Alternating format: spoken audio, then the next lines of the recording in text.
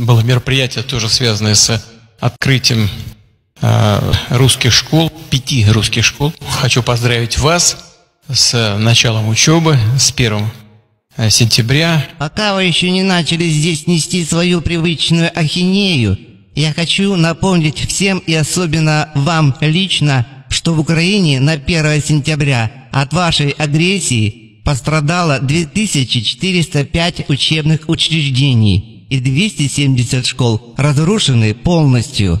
А из-за продолжающихся изуверских обстрелов учебный процесс в Украине может быть только дистанционным. И самое страшное есть то, что от рук российских солдат в Украине уже погибло 379 детей, 735 ранено и очень многие осиротели. И это происходит в 21 веке. Такой ваш личный подарок детям Украины к 1 сентября.